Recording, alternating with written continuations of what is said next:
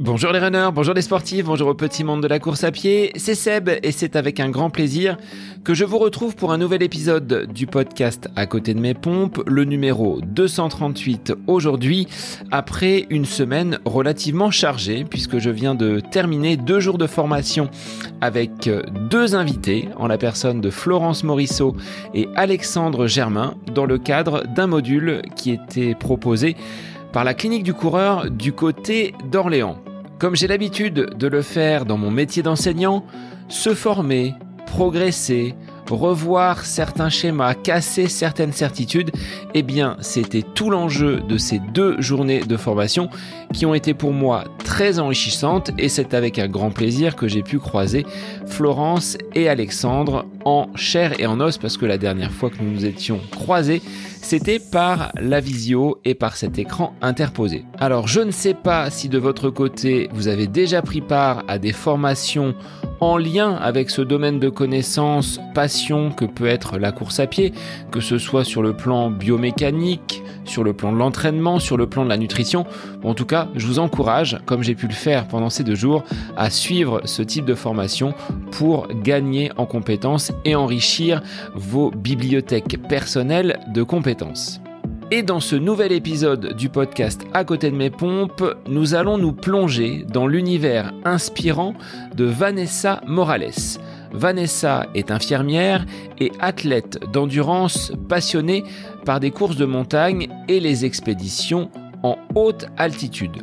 Vous allez donc découvrir son histoire, de ses premiers pas dans la station de Font-Romeu à ses incroyables défis sur des sommets tels que le Kilimandjaro, sur lesquels elle accompagne également des personnes atteintes de maladies graves dans des aventures qui défient la vie, comme elle vient de le réaliser avec Olivier et son fils.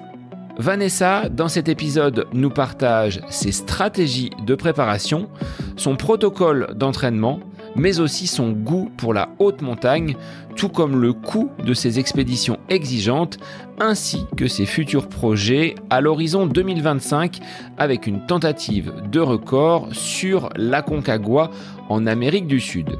Dans cet épisode, vous découvrirez son approche humaine, son humilité face à la montagne.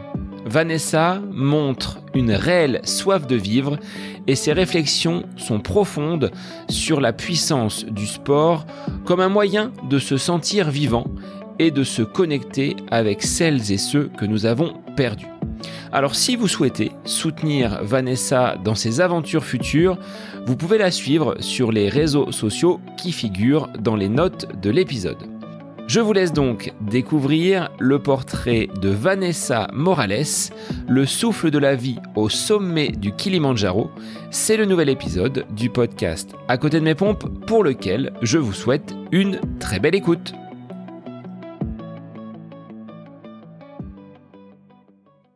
Bonjour Vanessa, bienvenue sur le podcast À côté de mes pompes. Aujourd'hui, on va prendre un petit peu de hauteur et d'altitude puisque tu as une particularité, c'est d'être experte dans la course à pied en montagne. Et après quelques jours passés en Tanzanie, comment vas-tu? Comment apprécies-tu le climat français avec cette fraîcheur encore hivernale? Écoute, tout d'abord bonjour. Ouais, effectivement là je rentre fraîchement de Tanzanie puisqu'il y a 2 jours encore j'étais à Moshi et à Moshi il faisait 30 degrés quand je suis partie et à l'atterrissage à Toulouse on avait 11 degrés. Donc c'est une grosse claque climatique et c'est dur d'atterrir quoi, vraiment. On reviendra sur ce pourquoi cette aventure du côté de la Tanzanie tout à l'heure. Est-ce que tu peux, Vanessa, te présenter pour que les auditeurs puissent savoir qui tu es, d'où tu viens et ce que tu fais dans la vie? Alors, moi, je suis originaire de Font-Romeu. Donc déjà, gros avantage dans la vie d'une sportive. J'ai fait mes premiers pas là-haut. Donc moi, j'ai commencé le sport par le patinage artistique. Et en gros, c'était un peu, pour moi, le patinage, c'était un sport, mais c'était surtout mon projet de vie. Donc j'espérais devenir une Soria Bonali, une patineuse professionnelle, voilà. Et la vie a voulu que ça se passe pas comme ça, puisque j'ai développé un syndrome d'éloge bilatéral au niveau des 2 jambes, en fait, des périostes très jeunes, à l'âge de 16 ans. Donc ça a mis une rupture avec ce sport dans lequel j'évoluais pas trop mal. J'étais en sport-études, voilà, au CNEA Font-Romeu. Et puis bon, donc rupture avec ce sport. Là, j'avais deux choix qui s'offraient à moi. C'était soit sortir dans les bars, les discothèques et partir du côté obscur, ou trouver l'échappatoire que j'ai pu trouver dans la montagne. Donc c'était de courir en montagne. Alors pour moi, c'était pas du tout un sport. C'était vraiment, comme je l'ai dit, l'échappatoire et un médicament plus qu'autre chose. Et en fait, assez progressivement, ça en est devenu ma façon de vivre, de m'exprimer. Et c'est ce qui fait qu'aujourd'hui, j'ai beaucoup de chance parce que je vis en partie de cette passion. Et l'autre partie, c'est mon métier d'infirmière, voilà, qui me permet de vivre, on va dire, professionnellement parlant. Pourquoi ce métier d'infirmière? Tu aimes être au service des personnes que tu peux accompagner et soigner au quotidien? Oui, ça aussi, je pense que ça fait partie de ma pièce d'identité. En fait, très jeune, quand j'ai dû arrêter le sport-études, je suis partie dans le sanitaire et social. Et donc là, j'ai commencé par les diplômes aide médico-psychologique, aide-soignante, et puis après, j'ai basculé en tant qu'infirmière. Et j'ai également été sapeur-pompier pendant 15 ans. Donc en fait, moi je trouve que la vie, quand on la partage pas avec les autres, c'est un peu nul en fait. Donc donc du coup, je partage mon savoir de soignante. Maintenant, j'ai la chance aussi de partager mon sport avec des personnes malades. Ouais, en fait, ma pièce d'identité, c'est montagne et soins, quoi. Est-ce que tes parents étaient dans le domaine sportif et t'ont très jeune bercé dans ce milieu de la montagne? Tu le disais, hein, être finalement né du côté de Font-Romeu, avoir pratiqué les sports de glisse, que ce soit le patinage ou peut-être le ski. Est-ce que tes parents étaient eux-mêmes sportifs et attirés par ces grands espaces et ces grandes randonnées que tu peux mener aujourd'hui? Alors ma mère, elle a longtemps travaillé sur les pistes de ski. Donc nous, en fait, avec ma sœur gamine, c'était la garderie, c'était les pistes de ski, quoi. Pendant que maman travaillait, nous on skiait toute la journée et c'était normal. Et puis après, elle a été gymnaste aussi pendant des années, donc au lycée de Font-Romeu aussi, elle avait un très bon niveau en gymnastique. Mais et mon père, lui, est plutôt alors très montagnard, ça c'est indéniable. Mais moins dans la performance, quoi. Lui, il va aller chercher des champignons, enfin voilà. Mais très montagne quand même. Mais c'est vrai que chez nous, le sport, c'était pas waouh. Même quand je suis rentrée avec quelques chronos sympas sur un kili ou des trucs comme ça, mais dans ma famille, il y a personne qui me dit ouais, mais c'est génial. En fait, le sport chez nous, ça a toujours été un travail, un moyen de rentrer de l'argent. Donc même moi, quand je disais que je voulais être patineuse professionnelle, en gros, c'était ok, mais t'as intérêt à en vivre, quoi. Tu vois, il y avait pas cette notion de oh super, on va venir te voir en spectacle, c'est génial. Non, c'était ok, tu fais ça, mais c'est pas un loisir, quoi. Donc on a été un peu enseigné à la rude école au niveau sportif, quoi. Donc tu as pas eu forcément l'occasion de briller aux yeux de tes parents, même avec ces performances et ce record du monde, on le verra tout à l'heure, sur l'ascension du Kilimandjaro. Pour eux, c'était normal. C'est Vanessa qui part sur une longue sortie et qui redescend au point de départ. Ouais, c'est un peu ça. C'est un peu ça. Alors mon papa, il est un peu lui il veut me préserver, donc c'est toujours attention, tu me fais peur. Voilà, il y a plus ça que le waouh, c'est génial. Après, je pense aussi que c'est un sport où quand on n'est pas dedans et qu'on vit pas ces ascensions à haute altitude et tout ça, on peut pas forcément se projeter sur ce que ça représente. Parce qu'au final, on se dit c'est quoi 44 kilomètres, 4000 et quelques de D+ et de D-, OK, ça paraît pas fou. Mais en fait, quand on le vit, je pense que là, on prend conscience de ce que c'est. Et donc ouais, il y a un peu de recul. Mais d'ailleurs, tu vois, j'ai une anecdote qui est assez fraîche. Il y a 2 ans, je pars en montagne avec mon chien et mon chien suit des isards. Donc il se barre sur une face nord gelée. C'était en plein hiver. Puis j'étais pas équipée pour de l'alpi du tout puisque je partais courir. Et je décide de suivre mon chien, sauf que je me mets en galère. On se retrouve tous les deux bloqués sur une paroi. Et là, j'arrive pas à téléphoner au PG. Et j'envoie un texto à ma sœur avec mes coordonnées GPS et je lui dis Audrey, envoie-moi un hélico parce que je suis vraiment dans la galère, je suis bloquée sur la falaise avec le chien et il me faut des secours. Elle me dit OK, tiens-moi au jus quand t'es au parking, à toutes. Donc, si tu veux, il y a aucune notion de, elle a pas eu peur, elle a pas, tu vois, c'est normal. C'est OK, je t'envoie l'hélico et puis tu me rappelles après, quoi. Tu vois. Donc, quand je leur dis, ouais, je vais courir sur le Kili ou sur une autre montagne, OK, bah, tu nous tiens au jus. Voilà. Est-ce que tu as eu d'autres frayeurs comme celle-ci? Et on va en parler sur l'expérience de la montagne pour appréhender peut-être ces courses, ces ultras. Tu me diras si tu as pris part peut-être du côté de Font-Romeu à des trails, parce que c'est de là qu'est née peut-être ton envie de courir. Est-ce que des dangers comme celui que tu évoques avec ton chien, tu en as connu d'autres qui aujourd'hui forgent une expérience? Tu l'as dit, il faut connaître la montagne et il ne suffit pas de dire je veux monter jusqu'en haut pour que ça puisse se réaliser. Il y a quand même un terrain à appréhender et c'est peut-être pas à la portée de tous. Bah, face à la montagne, il faut toujours rester humble. En fait, elle sera toujours meilleure que nous. Et oui, j'ai eu d'autres expériences où j'ai été héliportée une autre fois, où je me suis pété un bras en fait en courant comme une débile en descente. Voilà, j'ai glissé dans une rivière, je me suis explosé un coude. Ben voilà, et là on se dit, ben s'il y a pas les secours, je reste dans ma rivière et puis j'y passe. Il fait très froid. Enfin bon, voilà, donc l'accident peut très vite arriver. La météo change aussi très rapidement. Enfin, il faut toujours être en capacité, je pense, de s'adapter et savoir rester à sa place. Quand la montagne décide qu'on passe pas, ben on passe pas. Puis c'est pas renoncer, c'est juste savoir reporter. Ton expérience d'infirmière, doublée de 15 années au niveau des sapeurs-pompiers, est-ce que ça te donne un bagage quand même assez solide pour aborder ces sorties de façon sereine? Ou est-ce que tu as toujours cette appréhension, cette notion du danger que certains mettent parfois de côté au fond de ta tête en me disant, bon, je sais que à cet endroit-là, ça peut être un petit peu compliqué et il faut quand même que je prenne mes précautions? Alors, en fait, la casquette d'infirmière, elle est un peu particulière chez moi parce que je pense beaucoup aux autres. C'est-à-dire que là, par exemple, sur mes expéditions sur le Kilimandjaro, je suis H24 en train de calculer, réfléchir à pourquoi lui se comporte comme ça, pourquoi lui il est pas bien, machin, là. Donc en fait, je suis un peu un mécano, quoi. Tu sais, il y a un truc qui va pas bien, donc je vais penser à réparer, voilà. Et moi, je m'oublie complètement. Et sur mes courses, ben c'est un peu la même. Je suis capable de passer à côté de symptômes me concernant qui peuvent être alors graves. Je touche du bois, ça m'est jamais arrivé, mais voilà, j'ai tendance à pas du tout m'écouter parce que justement, si je commence à m'écouter, ben je vais penser au pire. Donc je fais abstraction de tout ce qui peut me toucher et je me dis bon allez, je m'occupe des autres et ça passe mieux comme ça. Tu parlais d'échappatoire. Cette course à pied en montagne est pour toi quelque chose qui te permet de t'évader.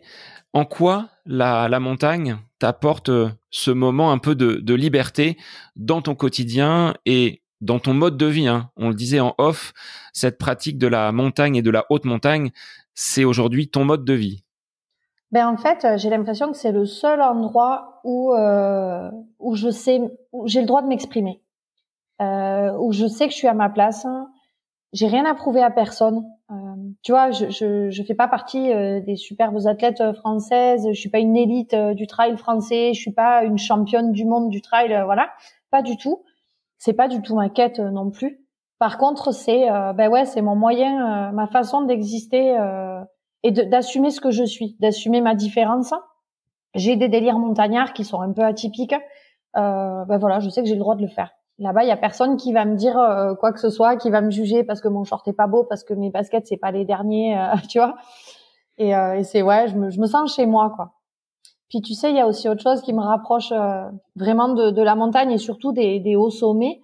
J'ai perdu ma maman il y a 13 ans d'un cancer et elle est partie très rapidement, donc ça a été super violent. Et en fait, plus je monte et plus j'ai l'impression de me rapprocher d'elle. Donc il y a vraiment cette sensation. Quand j'arrive en haut, que je commence à m'étouffer parce que la pression atmosphérique, elle écrase mes poumons et tout, et je me dis, tu vois, là, tu respires et t'es proche de ta mère. Voilà. Donc c'est très spirituel, mais voilà, c'est ce que je ressens. Ouais. Et le fait d'accompagner des personnes qui sont également, alors soit en situation de maladie, de handicap, c'est aussi un moyen pour toi de transmettre ta passion et d'avoir ce fil conducteur peut-être avec ta maman que tu aurais peut-être aimé accompagner sur de telles aventures? Oui, carrément, il y a un lien. Hein. Comme on dit dans le médical, souvent, on n'est pas là par hasard. Et en fait, le fait de proposer de vivre ces choses-là à des personnes malades, c'est que moi, la première, c'est l'endroit où je me sens vraiment vivante.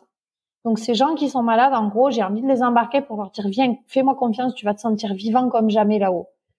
Et pour le moment, c'est en tout cas ce qui ressort de ces expéditions et c'est super fort, quoi.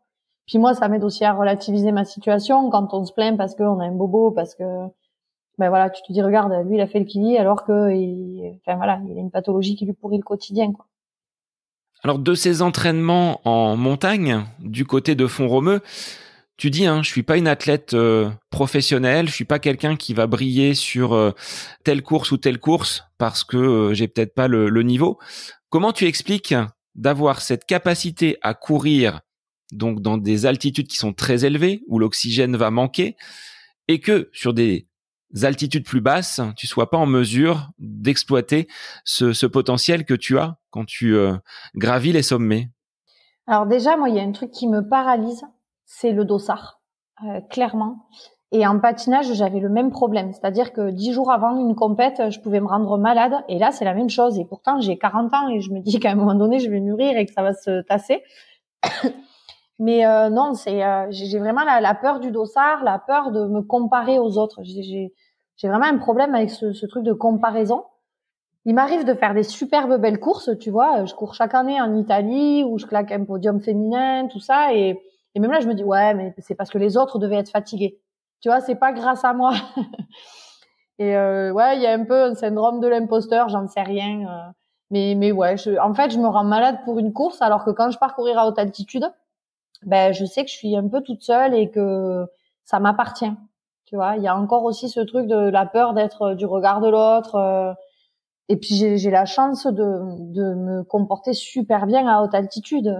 Encore là, la semaine dernière, on arrive au sommet, puis je suis la seule à, tu vois, à courir partout. Il y en a qui dégueulent, il y en a qui sont vraiment en vrac, qui ont du mal à marcher, et puis moi je cours, quoi. Et ben merci papa, maman pour m'avoir filé des gros globules rouges.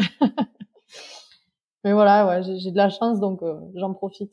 Tu t'es penché un petit peu sur cet aspect physiologique pour comprendre un petit peu comment ton corps fonctionnait. Là, tu parlais, je suis la mécano au niveau du corps en tant qu'infirmière. Est-ce que tu as poussé un petit peu plus tes expérimentations pour comprendre comment ton corps fonctionnait avant d'appréhender ces expéditions sur les hauts sommets à travers la planète? Honnêtement, non, parce que déjà, j'ai découvert ça vraiment par hasard, parce que je savais pas que je pouvais courir à 5000 ou 6000 mètres d'altitude. Je l'ai découvert grâce à une jeune femme qui rêvait de faire le Kilimandjaro, qui était atteinte de sclérose en plaques. Et en fait, on avait écrit un projet commun où je devais l'accompagner sur le Kili. Et il se trouve que dans l'année, elle a décidé de renoncer à ce projet parce que la pathologie, puis des problèmes perso. Et moi, je me suis dit, bon, écoute, avec cette jeune femme, on devait le faire en 10 jours. Ben, moi, je vais essayer de le faire en courant. Je sais pas, sur un jour, 2 jours. Je savais pas du tout de quoi j'étais capable. Et quand je vais sur Google, là, je vois que Fernanda Maciel s'est collée au Kilimandjaro en courant, que Christina Schudmassen aussi, qu'il y avait plusieurs filles qui s'étaient collées au Kili en courant. Je me suis dit, bon, moi, j'ai pas du tout leur niveau. Je vais voir, tu vois. Je vais tenter de le faire sur une journée, même si c'est 24 heures, je serai déjà super contente. Et en fait, le Kili, je le sors en 11h30 et voilà, sur une voie où le record était en 13h30. Mais vraiment, c'était une découverte, quoi. J'avais pas la prétention d'aller chercher un chrono au départ. Et c'est quand je suis partie m'entraîner sur le Kili où mon entraîneur m'a dit, mais attends, Vanessa, moi, je suis au repos, je suis à 80% de saturation. Toi, à l'effort, t'es à 92. Donc, il y a un problème. Et si tu veux, c'est comme ça qu'on a compris que j'arrivais à vraiment bien m'oxygéner à haute altitude. Je désature très peu. Et en fait, j'arrive, je pense, à continuer à envoyer de l'oxygène dans mes muscles là où certains vont pas avoir cette capacité. Alors comment l'expliquer honnêtement? Pour le moment, j'ai pas forcément envie de comprendre, j'ai juste envie de profiter. Et on verra plus tard à la retraite. Cette tentative, 11h33, c'était ta première montée ou tu avais déjà peut-être une expérience au préalable, parce qu'il y a peut-être un moment où il faut s'acclimater, un temps où on va peut-être pendant quelques jours, quelques semaines, courir en franchissant des paliers. Comment cette montée vers le Kilimandjaro et vers le sommet s'est produite et s'est passée? Est-ce que c'était ta première? Pas du tout. En fait, ça a été une brave galère pour que j'aille chercher ce record. Parce que la première année, donc en 2019, je me prépare à fond. C'est 1 an de préparation, 1 an axé que sur le Kili.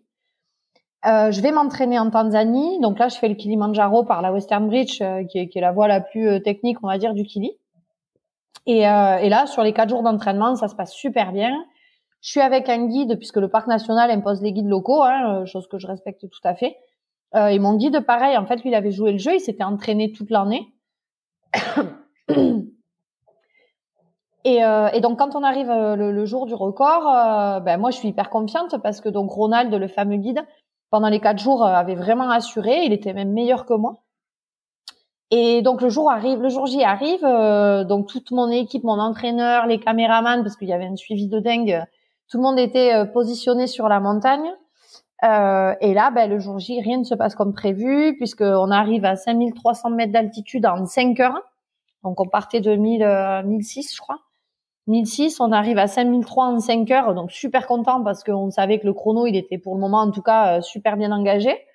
Et là, Ronald me fait une ischémie digestive, donc un gros problème digestif sur la Western Bridge. On pouvait pas descendre parce qu'il fallait un petit peu désescalader, c'est hyper casse-gueule, il y a des avalanches de pierres et tout, donc en fait, on se retrouve bloqué, pas de secours, grosse galère. Le médecin nous avait bien briefé en nous disant que si on montait très vite à haute altitude, c'était très bien, mais qu'il fallait redescendre très vite en cas de pépin, parce que sinon, dans les 45 minutes, on allait développer, lui et moi, un œdème pulmonaire ou cérébral ou les deux. Donc là, en fait, c'est la casquette d'infirmière qui prend le dessus sur la sportive.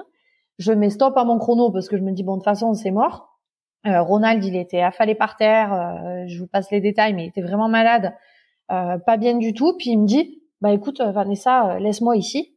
Aujourd'hui, je dois mourir et puis c'est pas grave, quoi. Il me dit, il y en a d'autres qui sont restés là. Donc toi, continue ton record. Je veux pas te gâcher la journée. Sauf que là, je dis, non, Ronald, nous, on fonctionne pas comme ça. Donc je vais pas te laisser. Et là, grosse galère pour continuer à monter jusqu'au sommet. En fait, il fallait basculer sur le cratère, ensuite vers le sommet. Et là, je dis à Ronald, écoute, de toute façon, il y a le médecin au sommet qui nous attend. Donc, dès qu'on arrive en haut, t'es sauvé. Il te médicalise, on s'occupe de toi et après, on redescend. Sauf que quand on arrive au sommet, il n'y a pas de médecin. Parce que le médecin, il a développé un œdème pulmonaire en nous attendant trop longtemps là-haut. Donc, il a été évacué de l'autre côté de la montagne. Et donc là, la grosse galère, en fait, j'essaie de rassurer Ronald comme je peux. Il a les yeux qui sortent de la tête, il manque d'air. Enfin, vraiment, il n'est pas bien. Et le seul remède au mal aigu des montagnes, c'est la redescente. Donc là, on peut redescendre puisqu'on a basculé sur la voie Mweka. On redescend, tout le monde arrive en vie, on voit le médecin, on lui met de l'oxygène à fond, voilà. Donc là, on fait un Kili en 12h30. Donc c'est pas un record du monde. De là, je rentre en France, je vais courir sur le Mont Olympe pour essayer de me changer les idées. Et puis en 2021, je reviens sur le Kili. Et là, le parc national, cette fois, me dit, bon, écoute, t'as failli tuer un guide la dernière fois, donc là, on t'impose 2 guides. Ok, donc là, je fais un premier Kili en 10 jours pour m'acclimater, puis j'accompagne Julien Vedani, un jeune homme qui est atteint de sclérose en plaques, sur son expédition. Donc là, c'est 10 jours d'entraînement à fond, 10 jours d'acclimatation nickel. 4 jours après, donc je tente le record, sauf que là, sur mes 2 guides, les 2 explosent. Donc il y a Ronald, le pauvre, qui était encore là, qui explose à 4000 mètres d'altitude. Donc là, c'est vraiment popcorn, il fait demi-tour, il descend. Et mon deuxième guide qui explose à 5000. Donc là, je me retrouve sur la Western Bridge, on a un brouillard givrant de dingue, il fait super froid, et j'attends mon guide pendant 1 heure à plus de 5000 mètres d'altitude. Donc là, ça commence à piquer sévère, j'ai quelques signes justement de MAM qui s'installent. Malgré tout, tout le monde arrive en haut, en vie, en bas, en vie, mais c'est un Kili en 15 heures. Donc toujours pas de record. Et là, il me reste 4 jours en Tanzanie. Et du coup, moi, je me dis, attends, je vais pas rester au bord de la piscine, aller me promener, non, hors de question. Donc, il y avait des journalistes là de Stade 2 à cette période avec moi. Et Aurelio Valentino, mon superbe pote qui me suit, le pauvre, qui subit mes projets, qui est caméraman et un super athlète. Et là, je leur dis, les gars, j'y retourne demain. Donc, en fait, je me suis tapé 3 Kilimandjaro sur moins de 9 jours. En 8 jours, en fait, j'ai fait 3 fois le Kili. Et le dernier Kili que je vais chercher, déjà, j'annonce à tout le monde que ça va être impossible. Je me dis, mais t'es malade, tu peux pas refaire le sommet. Tu l'as fait il y a 2 jours. J'étais éclatée, j'étais fatiguée, tout ça. Et en fait, ce jour-là, je pars à l'arrache. Je prépare mon sac vraiment au dernier moment. Alors Aurélio, il est suisse et puis il dit oh tu fais chier, je vais te suivre. Il avait pas trop envie, mais en fait il est tellement génial qu'il est venu. Et là, on se fait un kili en 11h33.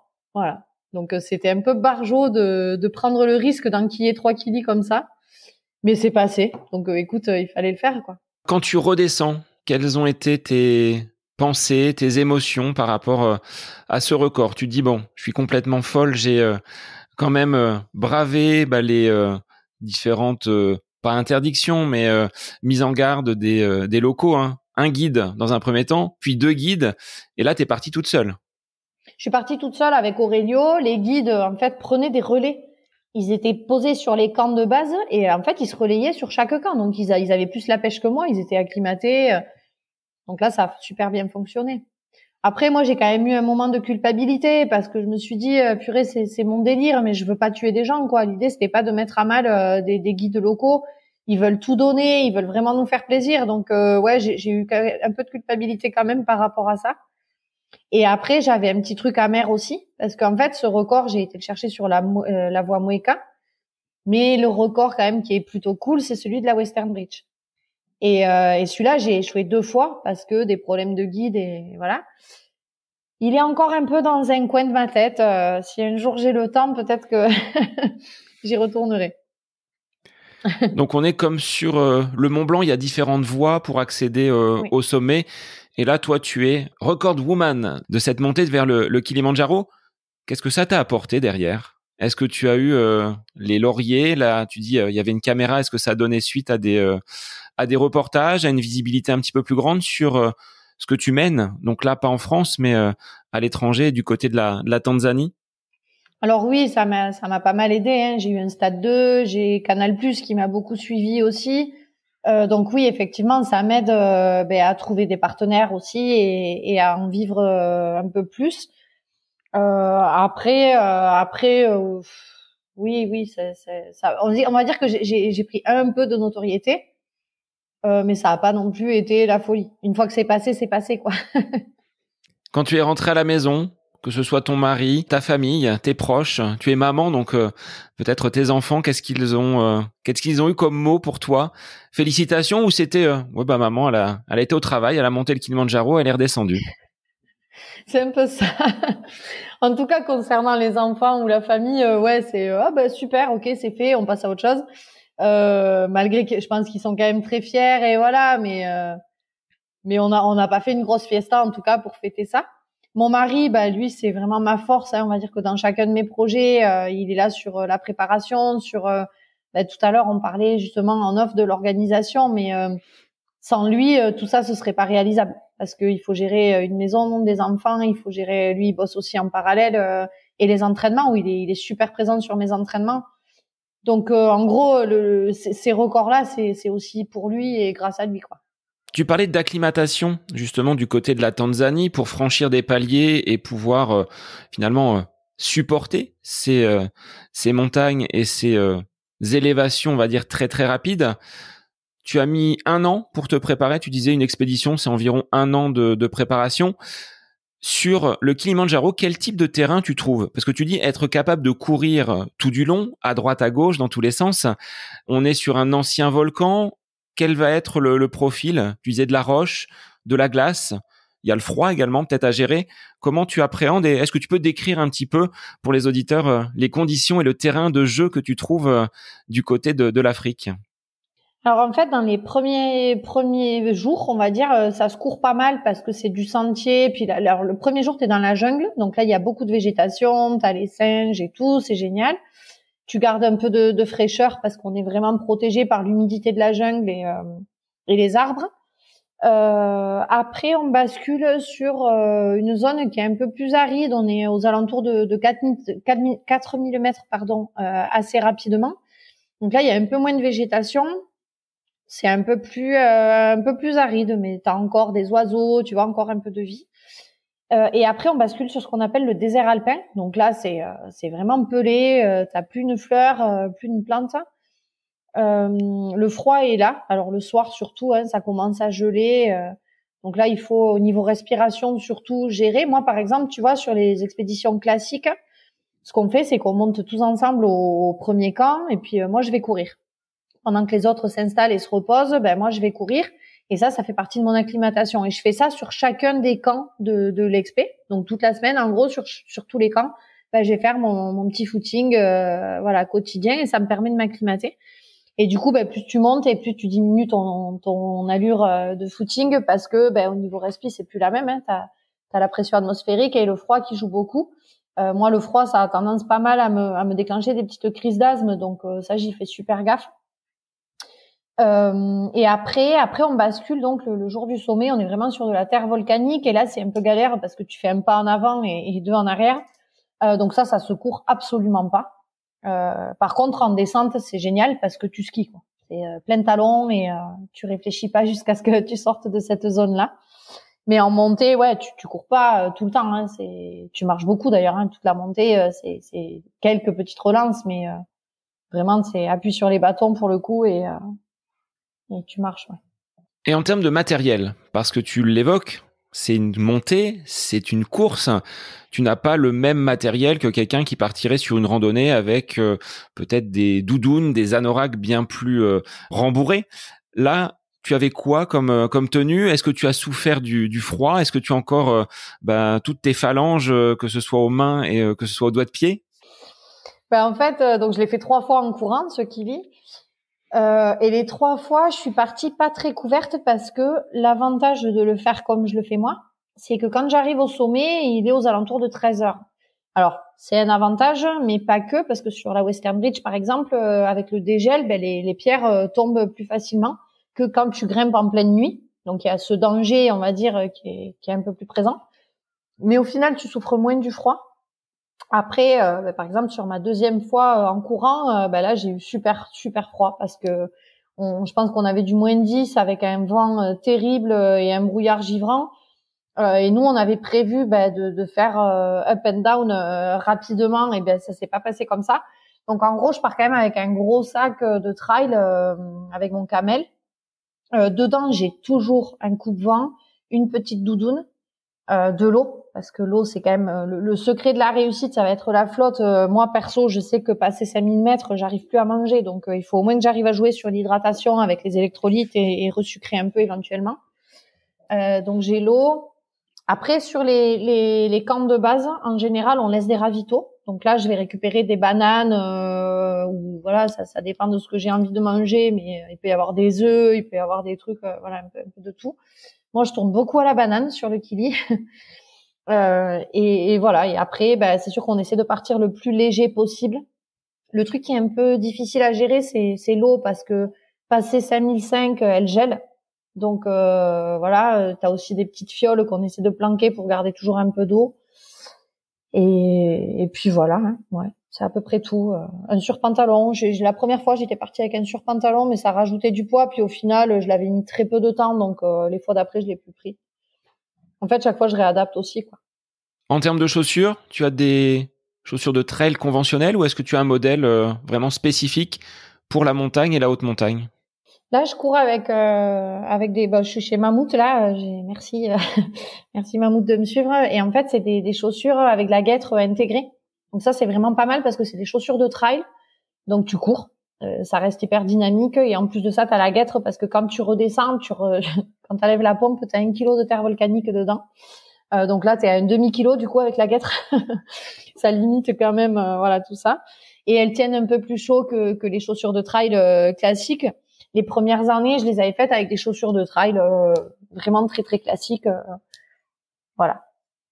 Mais il fait froid. Et on a froid aux pieds. Et la partie alimentaire, tu disais être fan des bananes.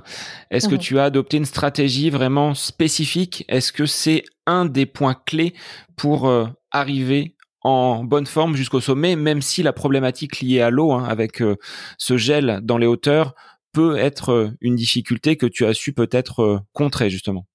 Alors moi, c'est un peu la cata. Au niveau alimentation, j'ai pas du tout de plan. Je fais vraiment à l'envie parce que sinon, je sais que je m'écœure vite et qu'après, j'arrive plus du tout à m'alimenter. Donc, je fais vraiment avec l'envie du moment. Donc je tourne beaucoup avec des fruits secs, des barres de céréales et les fruits. C'est vrai que moi je suis une grande fan de fruits. Sauf que le fruit, faut faire gaffe aussi. Tu vois, en Tanzanie, il y a beaucoup de pastèques. Alors j'en mangerai à tous les ravitaux. Et la pastèque, ça peut vite te filer mal au bide. Donc je tourne beaucoup à la banane, mes barres de céréales et puis mes amandes, mes noix, voilà. Et après dans l'eau, j'ai les électrolytes. Mais en alimentation, j'ai zéro plan et du coup, j'ai zéro conseil à donner parce que ça change d'une course à l'autre, ça va être complètement différent tout le temps. Au niveau donc de cette montée, on enchaîne ensuite tout de suite avec la descente. Qu'est-ce qui est le plus difficile selon toi? Est-ce que c'est de remonter avec petit à petit de l'oxygène qui vient à manquer, ou la descente qui est peut-être plus rapide mais peut-être plus technique avec la fatigue et moins de lucidité? Comment tu aborderais cette montée, cette descente? Qu'est-ce qui est le plus simple sur ce Kilimandjaro? Alors pour moi, spontanément, le plus simple, c'est la descente. Ça, c'est vraiment mon point fort. C'est une descente là que j'arrive à sortir en 3h30 en partant du sommet et jusqu'à la dernière porte. Et vraiment, je la subis pas cette descente. Après, le passage le plus difficile pour moi, il est au-dessus de 5500 mètres d'altitude, on va dire, où là, faut continuer à avancer si possible en gardant le même rythme parce que c'est ce qui joue sur le chrono. Moi, je suis pas une bonne grimpeuse, donc en gros, quand ça monte, je m'accroche aux filles de devant. Donc là, il y a personne le jour du Kili, mais j'ai le chrono de Christina, par exemple, ce jour-là. Voilà. Et moi, perso, la montée, c'est rude, mais plus dans les cuisses qu'au niveau physiologique, je pense. Ça me le fait un peu sur toutes les courses. Donc, sans hésitation, la descente, je préfère la descente. Le fait d'avoir réalisé tes premiers pas en montagne du côté de Font-Romeu, tu as ce que j'appelle ce pied, entre guillemets, que les trailers peuvent avoir, de savoir où poser la chaussure. Moi qui habite dans le Loiret, c'est plat comme une table. Les expériences en trail que j'ai pu faire n'ont pas été concluantes parce qu'on n'a pas l'habitude de mettre nos chaussures sur un terrain un petit peu rocailleux, de savoir où poser le pied, comment anticiper. Est-ce que ça, tu le travailles ou est-ce que naturellement, tu l'as en toi et tel un chamois, on va te voir gambader et passer de pierre en pierre? C'est rigolo ce que tu dis, tel un chamois, parce qu'en Tanzanie, on m'appelle mountain goat. Je suis la chèvre des montagnes. Je sais pas comment le prendre, mais voilà, j'aime bien. Mais en fait, non, je réfléchis absolument pas. En descente, parfois, j'ai des allures qui sont complètement folles et ça m'a coûté d'ailleurs un bras pété. Enfin voilà. Mais non, je pense que j'ai cette chance de pas me poser de questions en descente et mon pied se pose en général au bon endroit. Après, on n'est pas à l'abri d'une chute, mais après, je fais un peu de travail neuro depuis quelques années quand même, qui aide à garder la lucidité, à faire les bons choix au bon moment et tout ça. Mais je pense que c'est le pied montagnard qui est là parce que j'ai appris à marcher sur des cailloux, quoi. Autant tu me mets sur un marathon ou sur du plat, j'ai une foulée qui est catastrophique. J'ai fait de l'athlétisme pendant 10 ans, mais mon entraîneur, le pauvre, il a plus de cheveux, quoi, à cause de moi, tu vois. Parce qu'avec cette capacité à emmener des globules jusqu'au sommet du Kilimandjaro, sur un terrain plat au niveau de la mer, ça devrait envoyer quand même. Ouais, mais non, je suis pas une rapide. Moi, je suis un tracteur, tu sais. Je peux courir pendant 40 heures, ça me pose pas de problème. Par contre, dès qu'on me demande d'aller un peu trop vite, j'aime pas, quoi. Les sensations de lactique, envie de vomir à l'arrivée, tout ça. Je l'ai fait, hein. Mais bon, c'était avant, comme on dit. Et sur ces épopées donc de longue distance, hein, tu l'évoquais, 44 km, 4000 mètres de dénivelé positif, faut redescendre, donc il y a aussi le négatif. À quoi tu penses? Est-ce que le mental va avoir une grosse part dans la performance que tu as pu réaliser, dans les expéditions que tu mènes aujourd'hui? Est-ce que tu le travailles, ce mental? Alors, le mental, sur des objectifs comme ça, c'est pour moi 80% de la réussite. Mon entraîneur, il me dit souvent, t'es plus forte dans la tête que dans les jambes, et il a vraiment raison. Tu vois, par exemple, comme tu disais, c'est donc sur 44 km, en fait, tu sais que tu as 22 bornes de montée, 4295 de D+. Et une fois que tu as fait ça, tu sais que tu as 22 bornes de descente et 4295 de D-. Mais en fait, moi, je le découpe. Tu sais, je découpe mon parcours et je me dis, tel tronçon, tu le fais en temps de temps, il y a que ça. En fait, je relativise tout le temps. C'est-à-dire que le premier tronçon, c'est quoi? Il y a 11 bornes avec, je sais pas moi, 1000 mètres de D+. Ouais, c'est rien. Allez, hop, ça passe. Et puis le deuxième, je vais faire pareil. Du coup, le fait de découper, ça paraît être, c'est le même objectif, le même tracé, mais moi j'ai l'impression que, en fait, c'est rien, c'est que plusieurs petits objectifs, tu vois. Mais après, oui, j'ai une prépa mentale aussi depuis peu, hein, mais ça, c'était plus pour les courses. Tu sais ce que je te disais tout à l'heure, le fait d'avoir peur de m'aligner sur des courses parce que ça me paralyse clairement. J'ai un peu travaillé sur ça au départ pour les courses et puis au final, ça me sert énormément pour mes expés ou mes courses à haute altitude. Le rapport 80-20 est quand même important, hein. C'est quand même une grosse part de mental. D'où vient cette force mentale? Où est-ce que tu puises finalement tes ressources? Est-ce que tu l'as un petit peu travaillé avec cette préparatrice qui peut t'accompagner? Alors au départ, je pense que j'allais chercher, mais au mauvais endroit. C'est-à-dire que c'était un petit peu de la colère. De la colère. C'était une histoire de vie douloureuse, des passages dans mon enfance douloureux aussi. La perte de ma maman, tu sais, j'allais vraiment chercher quelque chose de très profond, mais j'étais capable d'aller me faire très mal, voire trop mal. Tu vois, je pouvais vomir du sang et continuer à courir 15 heures. Donc là, maintenant, j'ai quand même changé. Et merci à Nathalie qui me suit au niveau prépa mental parce que je pense que j'aurais pu faire vraiment des grosses conneries. Euh, En fait, maintenant, j'ai appris à aller chercher le pourquoi je suis ici et les bonnes raisons en fait. Tu sais, comme je te disais tout à l'heure, j'ai rien à prouver à personne et même maintenant, j'ai plus rien à me prouver à moi. Et j'ai réussi à basculer tout ce truc-là de colère et d'aller chercher très très loin en plaisir. Donc en fait, dès que je prends plus de plaisir, je me dis hop, stop, modifie ton effort. Là, tu te fais mal, alors essaie de retrouver le plaisir. Et du coup, je reviens un peu à l'essentiel, à ce qui m'anime, ce qui est beau autour de moi et ce qui fait que j'en suis là aujourd'hui. Alors Vanessa, dans ton entraînement, qu'est-ce que tu vas mettre pour finalement préparer de la meilleure des façons ces expéditions à travers les montagnes, même si du côté de Font-Romeu, tu as déjà un terrain de jeu qui est propice à ce type d'expérimentation. Quel va être, sur une semaine, ton entraînement type? Qu'est-ce qu'on va trouver dedans? Alors déjà, sur une semaine, c'est 7 jours sur 7 d'entraînement. Ça, c'est un choix qu'on a fait avec mon entraîneur, Alvaro, parce que ça me correspond. En fait, on s'est rendu compte que en période de stage, par exemple, si j'ai 6 jours d'entraînement, le jour off, je vais pas être à l'aise avec ce jour-là. C'est limite de la culpabilité ou de la perte de temps et tout. Et donc même s'il me disait non, tu t'entraînes pas, j'allais faire un tour de vélo.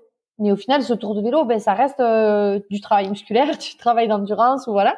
Ou j'allais faire une rando ou voilà. Donc on a collé ça les 7 jours sur 7. Après, souvent on va doubler. Donc je peux avoir par exemple renforcement musculaire le matin, une bonne grosse séance et vélo l'après-midi.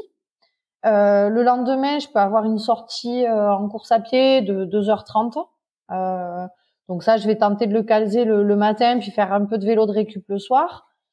Après, j'ai les sorties longues aussi. Donc j'ai à peu près 2 sorties longues par semaine en course à pied. Donc là, ça peut être du 4, 5 heures, 6 heures, voire plus. Ça dépend un peu. Après, je fais énormément. Alors ça, c'est surtout à l'approche des objectifs, mais j'ai vu que c'est assez spécifique d'aller courir à haute altitude. Je m'entraîne beaucoup en hypoxie. Donc là, c'est soit en cabine hypoxique où on va simuler des altitudes allant jusqu'à 5-6 000 mètres d'altitude. Et là, je vais faire vraiment du travail d'aérobie, c'est-à-dire qu'on va jamais monter en cardio sur ces séances, mais par contre, c'est d'habituer mon corps à s'entraîner avec un stress, puisque là, on manque d'oxygène, clairement. Donc, ça reproduit pas la pression atmosphérique, mais pour autant, t'as quand même un stress puisque tu désatures. Et donc, vu que tu as moins d'oxygène, tu alimentes moins tes muscles. Donc, c'est super intéressant comme travail. Et je dors également en hypoxie. Donc là, j'ai une tente de princesse au-dessus de mon lit. Sauf que dans cette tente, la princesse, elle s'étouffe un peu parce que en fait, on modifie les altitudes tous les 2 jours à peu près en fonction de mon adaptation. Et là, encore une fois, sur ces stages, l'idée, c'est de générer un stress plus. Donc, ça veut dire que la nuit, je dors moins bien que quand je suis à altitude réelle. Donc, je récupère moins bien. Puis, en fait, j'enchaîne malgré tout les entraînements sur 21 jours. Et au final, à la fin des stages, en général, je vole, quoi. Vraiment, je me reconnais pas. Et surtout, ça prépare mon corps quand je vais courir à 5000 ou 6000 mètres d'altitude. Il dit, oui, ça, je l'ai déjà vécu. Donc, ça, c'est un rappel, quoi. Est-ce que tu penses qu'il y a une mémorisation du corps à ces hautes altitudes et aux sensations que tu vas aller retrouver, comme si on avait un catalogue de sensations à telle altitude et le corps est capable de les retrouver. Alors, je pense qu'au niveau musculaire, oui, parce que vraiment, cette souffrance musculaire, on la ressent assez rapidement à haute altitude, où tu te dis, bah là, c'est bon, je peux courir, c'est plat. Ben non, en fait, ton corps, il veut pas courir parce que il a plus d'oxygène. En fait, le corps est super bien fait, hein. On va prioriser les organes nobles, donc le cerveau, les poumons, le cœur, mais les muscles, on s'en fout un peu. Et donc, le fait de t'entraîner en hypoxie, ben, tu apprends déjà à t'entraîner avec ce manque-là au niveau musculaire. Donc ça, je le ressens vraiment sur la montagne. Je retrouve les mêmes sensations et je sens bien que mon corps, il dit, bah ok, on va passer au-dessus. On va s'adapter puisqu'on connaît. Mais après, tout le reste, c'est tellement particulier, en fait, ce que tu ressens en montagne que il n'y a pas un endroit à l'entraînement où j'ai pu reproduire exactement ce que je ressentais là-haut. Pas un seul endroit. Et au niveau des muscles, il se passe quoi? Si tu pouvais le décrire aux auditeurs, au fur et à mesure que tu montes, au fur et à mesure que l'oxygène manque, qu'est-ce qu'on ressent? Ça tire, ça pique, ça brûle? Ben, en fait, non, t'as l'impression que t'as plus de jambes. Tu sais, vraiment, quand t'es mou du genou, comme on dit. Mais vraiment, c'est cette sensation, ouais, t'as les muscles qui sont limite endormis, quoi, pas atrophiés, mais tu peux pas aller chercher comme quand t'es à basse altitude. Donc tout ça, en fait, le tout, c'est de l'accepter. Moi, je sais que quand j'ai cette sensation, je me dis, ok, c'est normal, c'était prévu, c'est maintenant. Donc en fait, moi, je joue vraiment sur la ventilation. J'essaie de fermer les yeux et d'imaginer un peu ce qui se passe dans mon corps. Et je me dis, ok, envoie du sang frais là, envoie du sang, tu vois, oxygéné à tes muscles. Du coup, je diminue ma respiration et j'ai l'impression de beaucoup mieux distribuer ce peu d'oxygène que j'ai dans le sang. Donc c'est vraiment une fatigue, une grosse fatigue musculaire. L'entraînement respiratoire, ça fait également partie de la préparation pour toi? Ça, je l'ai jamais travaillé. En fait, c'est vraiment le terrain qui m'a appris à me connaître et à gérer ma respiration comme ça. Après, ce qu'on travaille à l'entraînement, par exemple, c'est quand on s'entraîne en hypoxie, c'est mon temps de récupération. C'est-à-dire que je vais faire un effort, je vais désaturer, donc ça c'est normal. Et là, on sait que moi, par exemple, en 1 minute, je récupère une saturation normale, sans modifier l'altitude. Donc en fait, par exemple, sur mon prochain gros objectif, on sait que je vais pouvoir m'accorder plusieurs pauses de 1 minute pour à chaque fois refaire monter la saturation, récupérer au niveau organique et musculaire, pour pouvoir être dans les temps. Donc ça, c'est quelque chose qui est quand même assez indispensable pour ce qu'on va mettre en pratique, quoi, vraiment pour planifier, on va dire, les tronçons sur la montagne et tout ça, quoi, la stratégie. Alors les sportifs qui te voient en chambre hypoxique pratiquer des altitudes à 4500, 5000, 6000, ils doivent halluciner quand eux viennent du côté de Font-Romeu pour justement charger un peu les globules avec cette altitude. Ils doivent se dire, mais qui est cette sportive qui continue à courir à 4000, 5000, 6000 mètres? Alors jusqu'à 5000 maintenant, ça surprend plus trop parce que bizarrement, depuis quelque temps, j'ai remarqué que beaucoup de sportifs s'entraînaient à 5000 mètres d'altitude. Alors honnêtement, faut pas me poser la question de pourquoi parce que j'arrive pas trop à comprendre en tout cas ce fonctionnement. Donc jusqu'à 5000, on voit beaucoup de sportifs qui font des séances d'aérobie en hypoxie à 5000 mètres. Au-delà, ça commence à surprendre. Quand on est à 6000 et même monter la cabine à 7, alors ça on l'a pas encore fait, c'est en cours. Mais là, ça commence à surprendre. Et ce qui est surprenant aussi souvent, c'est que donc là, je suis pas mal suivie au niveau des médias, par exemple, et des fois, on a des caméramans qui désaturent plus que moi. Donc moi, je suis sur le vélo ou sur le tapis, et le mec qui est à côté en train de filmer ou de me parler, il désature plus que moi. Donc ça, c'est vrai que là, ça surprend pour le coup les gens qui sont avec moi dans la cabine, quoi. Du côté de Font-Romeu, c'est vraiment le centre où tu trouves tout ce que tu as besoin pour réaliser ta préparation, par les infrastructures, par le terrain que tu trouves donc avec cette montagne où tu es né, hein, tu es une fille de la montagne. Est-ce que c'est vraiment cet endroit que tu affectionnes pour réaliser toutes tes préparations en dehors des acclimatations que tu vas faire sur les zones où tu vas ensuite établir tes expéditions et tes courses? Disons qu'à Font-Romeu, je suis à la maison. Donc, c'est mon berceau, quoi. Donc, je me sens bien et oui, j'y trouve tout. Là, c'est vrai qu'avec mon mari, on est en train d'essayer de s'autonomiser au maximum pour tout ce qui est hypoxie parce que parce que j'ai des projets à très haute altitude et que c'est quand même pas mal de pouvoir être autonome. C'est vrai que de dépendre tout le temps d'une structure, c'est compliqué, ne serait-ce que financièrement, hein, voilà. Donc là, on joue sur l'autonomie. Après, pour l'entraînement en montagne, je connais tellement les lieux que je sors de la maison et j'ai même pas l'impression de m'entraîner en fait quand je suis là-haut. C'est vraiment ma vie, quoi. Donc quand on me dit t'en as pas marre de t'entraîner tous les jours, je me suis pas entraînée hier. Si, t'as fait 6 heures de montagne. Ah non, mais ça c'était, tu vois, c'est pas, pour moi c'est pas une corvée, quoi. Tu le disais, 7 jours sur 7, l'entraînement. Est-ce qu'il y a la peur du manque ou du vide? Le fait d'avoir une journée qui soit off, là tu vas t'ennuyer finalement. Mais tu vois, là en ce moment je m'entraîne pas parce que je suis rentrée du Kili super malade. Donc a priori c'est viral, et quand c'est viral, tu sais, certains médecins disent qu'il faut pas trop s'entraîner pour éviter les risques de myocardite et tout ça. Là je te cache pas que je suis au 3e jour sans entraînement. Stop, quoi. Il faut reprendre, là, c'est pas normal. Puis tu sais, j'ai Montre-moi tes mains. Est-ce que tu trembles là? Est-ce que tu trembles sans entraînement? Tout va bien. Mais j'ai même ce problème là au niveau des jambes. Quand je me repose le soir, j'ai les jambes qui s'endorment. Enfin, c'est super désagréable. Je sais pas si c'est ça le truc des jambes sans repos. Je crois pas. Hein. Je crois pas que ce soit ça, mais pas loin. Et est-ce que ton mari dort avec sa princesse en chambre hypoxique? Alors lui, il dort les premiers jours avec moi et après on fait chambre à part. Donc c'est vraiment des stages à la rude. En fait, on va dire que jusqu'à 3000 mètres d'altitude, il dort avec moi et après non. Parce que moi, c'est toujours progressif et lui, quand je suis en stage à Font-Romeu, il redescend bosser sur Toulouse. Donc quand il revient à Font-Romeu, on a pris 4 jours d'altitude. Donc s'il dort dedans, c'est un coup à le sécher, quoi. C'est dangereux. Alors tu disais être autonome et vouloir autonomiser finalement cette préparation. Ça a forcément un coût derrière, Vanessa, tous ces stages, ces expérimentations avec différentes expéditions donc à la surface de la planète. Une expédition, si on parle gros sous, ça nécessite combien en termes d'euros mis bout à bout? Alors en fait, ça va dépendre de l'expédition, hein, mais on est autour de 30 000 euros. Voilà, alors pas tout compris, hein, parce que alors un Kili maintenant c'est beaucoup moins cher. Mais un Kili classique. Après un Kili en courant, forcément ça demande une logistique un peu particulière. Pour peu qu'il y ait un caméraman, parce qu'on essaie de faire des films de chacune de mes expés, de ramener des histoires.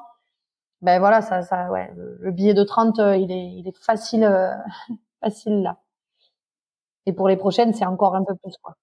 C'est une autre facette de ton activité, d'aller chercher des sponsors, des partenaires pour t'accompagner et que ce soit pas tes deniers personnels qui financent ces expéditions. Alors ça, c'est mon mari qui gère ce côté-là. C'est mon manager. Mais c'est vraiment un boulot à part entière. Vraiment, parce que déjà, moi, je suis dans l'incapacité de me vendre ou de vendre mes histoires. Ce qui nous aide pas mal, c'est que les télés se sont intéressés à ce que je faisais, donc on nous rachète de temps en temps les documentaires et tout ça, mais derrière il y a un réalisateur, il y a une boîte de prod, donc c'est toujours un petit pécule au final pour beaucoup de gens qui travaillent. Et après, quoi qu'il arrive, même avec les sponsors, on a toujours des frais perso, quoi. Mais bon, encore une fois, c'est un choix, c'est un choix de vie et on bosse pour. C'est sûr que parfois c'est pas facile, mais bon, voilà. Alors cette dernière expédition, cette dernière histoire de vie que tu viens de vivre du côté du Kilimandjaro, elle t'a fait connaître Olivier, donc une personne qui souhaitait gravir ce Kilimandjaro avec son fils. Est-ce que tu peux expliquer comment vous avez été amené à vous rencontrer, peut-être virtuellement dans un premier temps, avant de vous rencontrer sur le terrain et de... je vais te laisser, on va pas spoiler, hein. Tu vas nous raconter comment s'est passée cette ascension. Du coup, Olivier, c'est une superbe histoire. Il a été hospitalisé récemment. Olivier, il est atteint d'un cancer colorectal depuis 4 ans. Et là, récemment, donc, il a subi une énorme intervention chirurgicale puisqu'il a eu des métastases hépatiques au niveau du foie. Et donc, on lui a enlevé 70% du foie. Et donc là, il est hospitalisé. Il cumulait les chimios, mais il les tolérait pas très très bien. Donc il le gardait en hospice pour faire les chimios. Il allume sa télé et il tombe sur le documentaire 15 pour un sommet. Donc 15 pour un sommet, c'est en fait il y a 2 ans, on a monté une expé avec mon mari et toute l'équipe habituelle, où on a amené David Berthier, un ancien rugbyman international, au sommet du Kilimandjaro. David, il est atteint de sclérose en plaques, et donc on avait Marc Yavremont, Thomas Castagnède, Maurizio, Thomas Zella, vraiment des bons noms du rugby, et on a monté une équipe de 15 voilà, pour atteindre le sommet. Et Olivier, donc dans sa chambre, il tombe sur ce documentaire.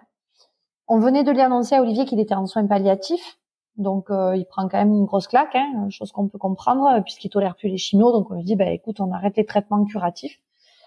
Et là, en voyant ce documentaire, il se dit, moi aussi, je veux faire le Kilimandjaro.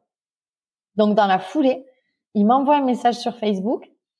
Moi, je lis ce message complètement fou. Il me dit, voilà, je m'appelle Olivier, j'ai 61 ans, je suis en soins palliatifs, blablabla.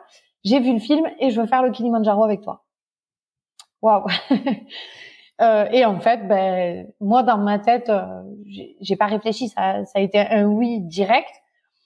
Mais il fallait quand même que je vois un peu l'état d'Olivier, l'état général d'Olivier, les traitements qu'il avait. Il fallait que je discute avec son oncologue. Et après, indirectement, ça a quand même été aussi pour moi un rappel à mon histoire personnelle avec ma maman. Et donc là, il me dit, je veux le faire avec mon fils. Voilà, j'ai dit, allez, c'est bon, j'y vais. Voilà, on réfléchit pas, c'est leur histoire. Donc j'ai communiqué avec son oncologue qui m'a un peu débriefé la pathologie d'Olivier. Il a stoppé les traitements avant l'expé, on avait tout mis à plat, un gros bilan sanguin avant de partir parce que manque d'oxygène, si le risque de quelqu'un qui a atteint un cancer, c'est vraiment l'anémie. Donc anémie, ça veut dire moins de globules rouges, donc moins d'apport d'oxygène. Donc ça, c'était les contrôles à faire avant le départ. Il se trouve que son bilan était super bon. Et donc, on a monté l'expé en très peu de temps, puisqu'il m'a contacté en septembre et la semaine dernière, on était sur le Kini, donc en février. Et voilà, et ça a été une aventure de dingue. Humainement parlant, moi, c'est une aventure que j'oublierai jamais. Voilà, ça te remet un peu, ça remet les pendules à l'heure, comme on dit. Ouais, ça a été un champion. Il a pas bronché durant toute l'expé. Enfin, vraiment incroyable. Il avait déjà une expérience de la course à pied. C'est quelqu'un qui est sportif. Ouais, Olivier, il court tous les jours, vraiment. Il a fait des marathons, il fait du 10 bornes. Et en plus, ce qui est barge, c'est que au moment où Olivier m'a contacté, en fait, moi, j'étais un peu au fond du seau parce que je devais partir sur la Concagua pour tenter un chrono féminin. Donc ça, c'était prévu pour février. Et en septembre, je me blesse en courant. Et le jour de ma blessure, en fait, Olivier me contacte et moi, je savais pas du tout ce que j'avais encore. Sauf que là, 4 jours après, donc je dis à Olivier, écoute, je suis blessée, machin, là, c'est rien. Et lui, en tant que coureur, il me dit, ah oui, ça arrive sur les séances de piste. Donc on échange sur ça. Et 4 jours après, je passe une IRM et là, en fait, on me diagnostique une déchirure du TFL, ok, et une énorme tumeur intra-osseuse dans mon col fémoral droit. Donc là, je sors de l'IRM avec ce mot-là où on me dit, oh mais c'est rien, il y a juste une énorme tumeur dans l'os, il faudra voir un spécialiste. Ok, c'est rien, mais quand même, voilà. Donc là, c'est branle-bas de combat, tout le monde se bouge et j'ai eu les médecins du CREPS et un médecin de l'INSEP qui ont vraiment été au top parce qu'en 5 mois, j'ai eu des soins comme j'aurais pu avoir en 2 ans si je les avais pas eu derrière. Bon, la tumeur, elle est toujours là, machin. Puis moi, en fait, ça fait énormément de dégâts. J'ai un ligament qui a pété dans la hanche, le TFL qui s'était désinséré partiellement. Donc, en gros, c'est la Concagua, on le reporte, quoi. Et moi, j'arrivais pas à accepter de reporter la Concagua parce que j'étais affûtée comme jamais, prête mentalement, j'avais tout. Et au final, quand Olivier m'a lancé sur ce projet, encore une fois, ça a été mon médicament. J'ai dit à Olivier, merci parce que je peux que relativiser ma situation. Et en fait, ça a été un reboostant. Et j'ai repris l'entraînement en fait sur le projet d'Olivier. Donc ouais, encore une fois, ça a été une force pour surmonter un peu là tous ces pépins qui m'arrivent, qui au final sont chiants mais pas graves, quoi. Ouais. Avec ce regard d'infirmière, tu as veillé sur Olivier et son fils durant toute la montée pour aller jusqu'au sommet, leur offrir ces magnifiques paysages.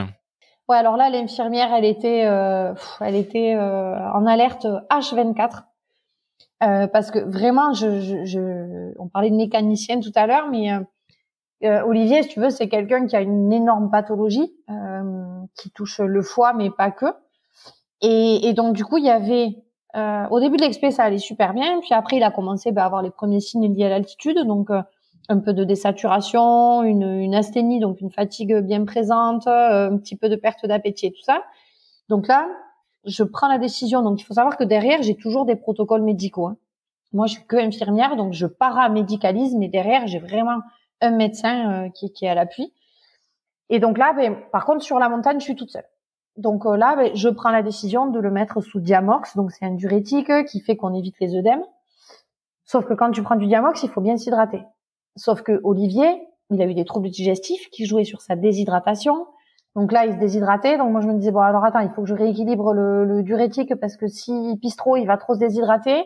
Puis après, il buvait plus. Mais donc, du coup, s'il boit trop, il va stocker de la flotte. Donc, il faut que je lui redonne du diurétique. Enfin, vraiment, ça a été du sur-mesure H24. Même la nuit, je me réveillais, je me disais, bon, là, il doit hypoventiler. J'espère qu'il désature pas trop. Que machin. Enfin, vraiment, ouais, ça a été, pour moi, en tout cas, c'est le plus bel objectif, le plus gros objectif, médical, paramédical que j'ai atteint. Voilà.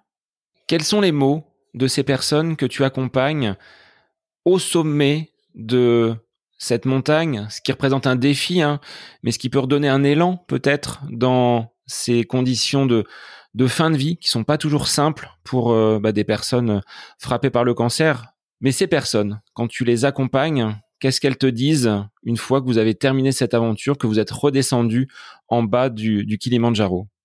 Là, les mots d'Olivier, par exemple, ça a été sans toi, ça n'aurait pas été possible. Et au final, ouais, mais sans lui, ça l'aurait pas été non plus. Mais ouais, souvent c'est ça. Les mots d'Olivier, en tout cas, ça a été ça. Et pour moi, c'est super fort parce que, comme je t'ai dit, moi, je me sens tellement vivante là-haut que là, tu vois, on parle de fin de vie. Moi, là, je parlais avec Olivier de reste de vie. Et en fait, je voulais absolument qu'il se sente vivant comme ça. Et là, je l'ai eu encore hier et il est remonté à balle. Il a 10 000 projets en tête et voilà, et tant mieux, quoi. Tant mieux qu'il continue à se projeter et il est super positif. Donc, ouais, c'est top. De ton côté, ça t'a redonné la force, l'envie d'aller préparer donc cette Aconcagua. Ce sera donc un petit peu plus loin que février 2024. C'est reporté par la force des choses. Mais avant, est-ce que tu as envie de développer ces accompagnements de personnes frappées par une maladie pour leur permettre de relever ces défis et de se dépasser, tout simplement? En fait, moi, c'est vrai que maintenant, ça fait vraiment partie, c'est vraiment ce qui m'anime, hein, d'emmener des personnes atteintes de différentes pathologies. Après, il faut savoir que c'est un travail d'équipe. Comme je disais tout à l'heure, moi, je suis jamais toute seule. Donc, la gloire, il n'y a pas de gloire. La gloire, elle est, pour moi, elle est à Olivier, elle est à tous ces gens-là qui se bougent. Et surtout, le message, je pense, qu'il y a à faire passer, c'est que tout le monde a droit. On disait là pendant l'expé, d'ailleurs, je crois qu'il y a un podcast ou un truc qui existe comme ça, c'est le record du monde de son monde. Et en fait, j'adore cette phrase parce que je pense que tout le monde sur Terre a droit à son record du monde de son monde. Et c'est un peu avec les personnes malades, ouais, chacun a droit à son objectif, chacun a le droit de poser des objectifs barges et hauts. Et voilà, le tout, c'est de pas se mettre en échec et de pas se briser le moral, mais en tout cas, moi, je suis convaincue que chaque personne, du moment où elle pense à un objectif, c'est qu'à un moment donné, elle a cru qu'elle en était capable, donc elle en est capable. Et moi, je sais que je donne toute ma force pour que les objectifs arrivent au bout. Et si on doit les modifier, modifier un objectif ou reporter, c'est pas un échec, quoi. Et même si ça se passe pas comme prévu, c'est une expérience, mais il n'y a pas d'échec. Donc moi, j'encourage les personnes à suivre ces projets. Et j'en ai encore d'autres qui arrivent là pour le mois d'août avec un jeune homme qui a atteint de sclérose en plaques. Et ouais, c'est juste, c'est la vie, quoi. C'est un petit peu ce qu'on évoquait avec Marie Léoté, qui a fait un tour du monde en courant. On parlait justement de la fixation des objectifs. À partir du moment où on voit le chemin, entre guillemets, qui est possible jusqu'à cet objectif, comme tu le disais tout à l'heure, hein, on va découper par petits objectifs. Comme tu découpes ta montée vers le Kilimandjaro, on met des petits jalons et on essaie d'avancer petit à petit vers cela. Donc pour toi, le prochain gros objectif personnel, Vanessa, ce sera cette montée de l'Aconcagua. Donc là, on est aux confins de l'Argentine et du Chili, et c'est 6962 mètres. En tant que prof d'histoire géo, c'est ce que me donnent finalement mes repères géographiques. C'est ça, C'est exactement ça. Et là, c'est le colosse argentin. Hein. C'est la Concagua, c'est encore un step au-dessus du Kili. On n'a pas les mêmes conditions météo. Bon, il est au niveau technique, on va dire que c'est un sommet qui se court. Pas sur l'ascension, en tout cas oui, les 22 premiers kilomètres on peut trotter, mais après ça devient super raide, donc voilà. Là c'est un gros objectif, donc comme je te disais, je devais y être au mois de février là, ce mois-ci. Il se trouve qu'on m'a trouvé ce problème dans la hanche et donc là ce qui complique un peu les choses, c'est quand même qu'avec la tumeur qui est bénigne hein, mais qui prend beaucoup de place dans l'os, il y a un risque de fracture puisque chez le coureur de fond, on connaît tous, je pense, la fracture de fatigue. Donc moi c'est vraiment ce qu'il faut que j'évite parce que si on arrive à une fissure, une fracture de fatigue, l'os va péter et là si ça pète, vu l'emplacement, à part une prothèse de hanche, il y aura pas trop de solutions je pense.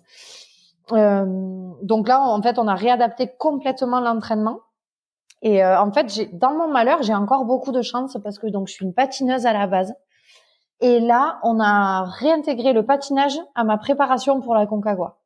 Donc, quand je suis en stage, j'ai 4 jours d'entraînement sur glace où on va travailler le cardio, l'endurance musculaire. Ça limite les impacts. J'arrive vraiment à me mettre dans le rouge, même au niveau des lactates, je flambe un peu. Donc voilà, en fait, moi j'ai l'impression que la Concagua là, ça va être l'aboutissement, tu sais, ma fin de carrière. Un peu, j'ai 40 ans, j'en ai marre. Mais voilà, de me dire, je vais aller chercher ce FKT. J'en rêve. Il est beau, hein, il est en 20 heures, donc là c'est une équatorienne actuellement qui l'a. Et donc voilà, on l'a reporté à janvier 2025. Mais ça va arriver très vite au final parce que c'est déjà dans moins d'1 an. Donc voilà, je me dis si j'arrive à aller chercher ce FKT, tu vois, j'ai repris le patinage, j'aurai mon FKT sur la Concagua et après j'irai commencer ou en tout cas tenter un 8000 qui est le Manaslu en suivant pour voir si arrêter ma carrière, ça va être compliqué vu mon hyperactivité. Mais en tout cas, modifier, on va dire, et peut-être, pourquoi pas, aller tenter quelques 8000 dans la chaîne de l'Himalaya. On verra. Voilà. Mais le prochain, c'est la Concagua. Encore de beaux projets devant toi avec cette année de préparation qui s'ouvre. Et je l'espère, la réussite au bout de cette année. Donc, rendez-vous en février 2025. Est-ce que tu peux peut-être indiquer à des personnes qui souhaiteraient t'accompagner parce que tu l'as dit, hein, c'est quand même financièrement une grosse enveloppe. Par quels moyens on peut venir à toi pour t'aider, Vanessa? Voilà, sur les réseaux sociaux, Facebook, Instagram, LinkedIn. Et voilà, après je fais beaucoup de conférences, donc il y a aussi des entreprises qui me font intervenir et en fait les rémunérations des conférences, c'est un peu aussi la tirelire de la Concagua, donc voilà. Alors j'avais une dernière question, mais je ne sais pas si on va réussir à trouver une réponse. Ce serait cet instant à côté de tes pompes. Qu'est-ce que tu aimes faire quand tu n'es pas donc dans ta blouse d'infirmière, avec tes proches ou en train de t'entraîner? Qu'est-ce qui anime finalement tes journées? Ce côté un petit peu passion que tu aimes faire, mais quand tu n'es pas en lien avec le sport. Honnêtement, c'est juste profiter de ma famille, des enfants, de mon mari. Voilà, je pense que c'est mon autre passion, c'est ma famille. Eh bien, merci Vanessa. Je te souhaite une très belle préparation pour cette année vers la Concagua. Et pour les auditeurs, si vous avez envie de suivre les pas de Vanessa, vous pouvez la retrouver du côté de Font-Romeu où tu es régulièrement en stage, on l'a bien compris. C'est ça. Merci beaucoup. Et chers auditeurs, je vous retrouve dès la semaine prochaine pour un nouvel épisode du podcast À côté de mes pompes. Bonne semaine à vous. J'espère que cet épisode avec invité vous aura plu. Je vous remercie infiniment de votre écoute. Pour faire remonter le podcast dans les classements, je vous invite à laisser une petite évaluation sur Apple Podcast, 5 étoiles, un petit commentaire, ça me fera énormément plaisir et vous permettrez au podcast d'être remonté, diffusé, déployé sur ces différentes plateformes de façon plus importante encore qu'il n'est actuellement. Et puis je vous invite à me retrouver sur les différents réseaux, Facebook, Instagram. Laissez votre petit message, votre commentaire, ça me fait plaisir d'échanger avec vous. Si vous avez des questions, si vous voulez échanger sur quelconque sujet sujets en lien avec la course à pied, mais pas que, parce que le sport c'est une philosophie de vie et c'est une passion qui nous anime de façon commune, donc n'hésitez pas à venir échanger avec moi. Sur ce, je vous souhaite une bonne fin de semaine, un bon week-end et je vous dis à la semaine prochaine pour un nouvel épisode du podcast À côté de mes pompes.